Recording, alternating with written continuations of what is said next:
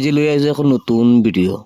ভাৰত চৰকাৰে এখন নতুন আঁচনি লৈ আহিছে। এই আঁচনিখনৰ বিষয়ে আমি এতিয়া আলোচনা কৰিম। এই আঁচনিখনত যদি আপোনালোকে এপ্লাই কৰিব বিচাৰে তেনেহ'লে আপুনি মাহিলী 1000ৰ পৰা 5000 টকালৈ আপোনালোকে লোন ল'ব পাৰিব। এইটো ভিডিঅ'ত আমি আলোচনা কৰিম আপোনালোকে এই আঁচনিৰ বাবে আপোনালোকে কেনেকৈ ৰেজিষ্টাৰ কৰিব আৰু কোনে পাব, আপোনাৰ যোগ্যতা কি লাগিব, গোটেইবিলাক আমি এইটো ভিডিঅ'ত আলোচনা কৰিম। গতিকে আপোনালোকে ভিডিঅ'টো অলপো স্কিপ নকৰিব আৰু যদি আপোনালোকে আমাৰ ভিডিঅ'টো নতুনকৈ আহিছে তেনেহ'লে আমাৰ চেনেলটো ছাবস্ক্ৰাইব কৰি ৰাখিব। বলক এতিয়া আমি প্ৰচেছটো আৰম্ভ কৰোঁ। এপ্লাই কৰাৰ বাবে আপোনালোকে আমাৰ ভিডিঅ'ৰ তলত এখন লিংক পাই যাব। সেই লিংকত যদি আপোনালোকে ক্লিক কৰে আপোনালোকে ডাইৰেক্ট এইটো পেজত আহি যাব পাৰিব। ইয়াত আপোনালোকে পাব অপেন ইউৰ NPS একাউণ্ট, ইয়াত আপোনালোকে ক্লিক কৰিব। তাৰপিছত আপোনালোকে এই পেজত আহিব, স্ক্ৰল ডাউন কৰি তললৈ আহিব, ওপৰত আপোনালোকে পাব নেশ্যনেল স্পেচ। তাৰপিছত আপোনালোকে স্ক্ৰল ডাউন কৰি তললৈ আহিব, ইয়াত আপোনালোকে পাব পেঞ্চন যোজনা। এই অপশ্যনটোত আপোনালোকে ক্লিক কৰি দিব। ইয়াত আপোনালোকে আৰু এটা অপশ্যন পাব APY ৰেজিষ্ট্ৰেশ্যন। এই অপশ্যনটোত আপোনালোকে এবাৰ জাষ্ট ক্লিক কৰি দিব। এইটো পেজত আপোনালোকে পাই যাব অনলাইন APY ছাবস্ক্ৰাইবাৰ ৰেজিষ্ট্ৰেশ্যন। তলত আপোনালোকে পাব উইনাৰ নাম দিয়া আছে, চিলেক্ট ইউৰ বেংক দিয়া আছে। এই গোটেইখিনি আপোনালোকে এতিয়া ফিল আপ কৰিব লাগিব। ইয়াত আপোনালোকে পাব ৱেডাৰ ইনকাম টেক্স পেয়াৰ। ইয়াত আপোনালোকে চিলেক্টত অ'কে কৰিব। যদি আপোনালোকে ইনকাম টেক্স আছে তেনেহ'লে য়েছ দিব, নহ'লে নো অপশ্যন পাব, নো অপশ্যন ক্লিক কৰি দিব। তাৰপিছত আপোনালোকে পাব চিলেক্ট ইউৰ বেংক। ইয়াত আপোনালোকে অ'কে কৰি দিব।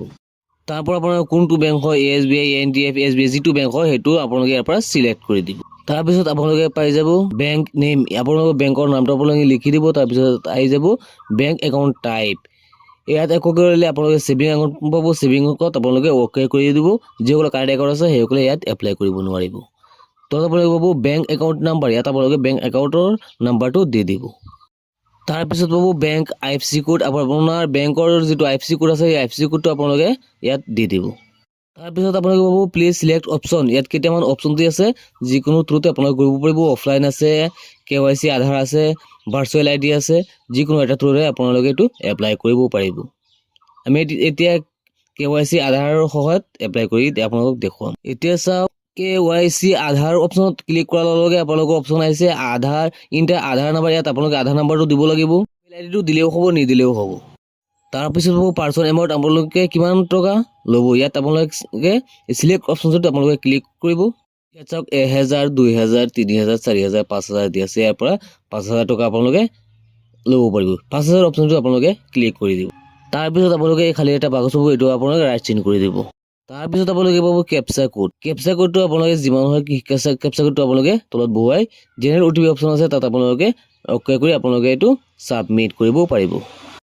এইটো ছাবমিট কৰি দেখুওৱা নাই আপোনালোকক কেনেকৈ এপ্লাই কৰিব, তাৰ বাবে প্ৰচেছটোহে আমি আপোনালোকক দেখুৱাই দিছোঁ। এতিয়া আমি আলোচনা কৰিম আপোনালোকে যে 1000, 2000, 3000, 4000, 5000 টকাৰ লোনটো ল'ব, এইটো কোনটো প্ৰচেছত কেনেকৈ আপোনালোকে এইটো ৰিটাৰ্ণ কৰিব। তাক এটা চাৰ্ট দিয়া আছে, এই চাৰ্টটোত সম্পূৰ্ণভাৱে ধুনীয়াকৈ লিখি দিয়া আছে, বুজাই দিয়া আছে। যদি আপুনি 1000 টকা লয় তেনেহ'লে মাহত দিলে আপোনাৰ 42 টকা। EMI-টো যদি আপুনি 3 মাহত দিয়ে তেনেহ'লে আপোনাৰ দিব লাগিব 125 টকাকৈ। আৰু যদি 6 মাহ হাফ ইয়াৰলি যদি 6 মাহ মূৰে মূৰে দিয়ে তেনেহ'লে আপোনাৰ 248 টকা দিব লাগিব। আৰু যদি 2000 টকা লোন লয় আপোনালোকে তেনেহ'লে আপোনালোকে মান্থলি দিব লাগিব 84 টকা। 3 মাহৰ মূৰে মূৰে দিলে 250 টকা।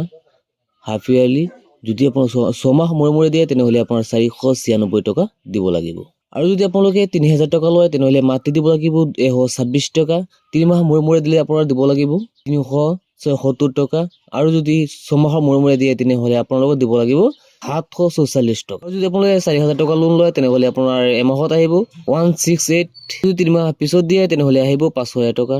আৰু যদি একেবাৰে 6 মাহৰ মূৰত দিয়ে তেনেহ'লে আপোনাৰ দিব লাগিব 6 মাহে 991।